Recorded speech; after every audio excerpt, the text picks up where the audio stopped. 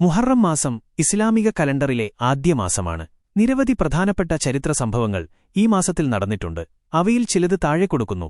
മുഹറം 1 ഹിജ്റ വർഷാരംഭം. ഇസ്ലാമിക കലണ്ടർ ആരംഭിക്കുന്നത് മുഹറം 1-ാം തീയതിയാണ്. പ്രവാചകൻ മുഹമ്മദ് നബി സമക്കയിൽ നിന്ന് മദീനയിലേക്ക് പലായനം ചെയ്ത ഹിജ്റ സംഭവത്തെ അനുസ്മരിച്ചാണ് ഹിജ്റ കലണ്ടർ ആരംഭിച്ചത്.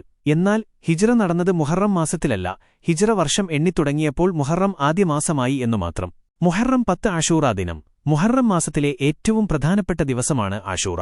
ഈ ദിവസം നിരവധി ചരിത്ര സംഭവങ്ങൾക്ക് സാക്ഷ്യം വഹിച്ചിട്ടുണ്ട്. മൂസാനബിയെയും ഇസ്രായേൽ ജനതയുടെയും രക്ഷ. ഫിർഔന്റെ പീഡനങ്ങളിൽ നിന്ന് മൂസാനബിയെയും ബനൂ ഇസ്രായേൽ ജനതയെയും അല്ലാഹു ചെങ്കടൽ പിളർത്തി രക്ഷപ്പെടുത്തിയതും ഫിർഔനെയും സൈന്യത്തെയും നശിപ്പിച്ചതും ഈ ദിവസമാണ്.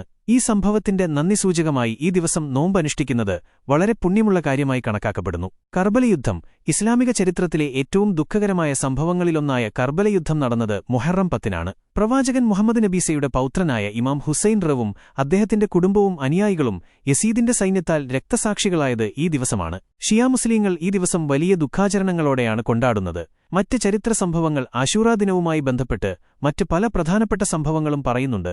ആദം നബിയുടെ പശ്ചാത്താപം സ്വീകരിക്കപ്പെട്ടത്, നൂഹ് നബിയുടെ കപ്പൽ ജൂതി പർവ്വതത്തിൽ നങ്കൂരമിട്ടത്, ഇബ്രാഹിം നബിയെ നമ്രൂദിന്റെ തീക്കുണ്ടാരത്തിൽ നിന്ന് രക്ഷിച്ചത്, യൂസഫ് നബിയെ കിണറ്റിൽ നിന്ന് രക്ഷപ്പെട്ടത്, യൂനുസ് നബിയെ തിമിംഗല വയറ്റിൽ നിന്ന് രക്ഷിച്ചത്, യഅ്കൂബ് നബിയുടെ കാഴ്ചശക്തി തിരികെ ലഭിച്ചത്, ഈസാ നബിയെ ആകാശത്തേക്ക് ഉയർത്തപ്പെട്ടത്, ഭൂമിയും ആകാശലോകങ്ങളെയും പർവ്വതങ്ങളെയും സമുദ്രങ്ങളെയും മറ്റും സൃഷ്ടിച്ചത്. മുഹറം 9 താസുആ ദിനം. ആഷൂറാ ദിനത്തോടൊപ്പം മുഹറം 9-നും നോമ്പനുഷ്ഠിക്കുന്നത് സുന്നി മുസ്ലിങ്ങളിൽ വളരെ പ്രോത്സാഹിപ്പിക്കപ്പെടുന്നു. ഇത് ജൂതന്മാരുടെ ആചാരങ്ങളിൽ നിന്ന് വ്യത്യസ്തമാവാനാണ്. മുഹറം യുദ്ധം നിഷിദ്ധമാക്കിയ 4 മാസങ്ങളിൽ ഒന്നുകൂടിയാണ്. ഈ മാസത്തെ അല്ലാഹുവിന്റെ മാസം എന്നും വിശേഷിപ്പിക്കാറുണ്ട്.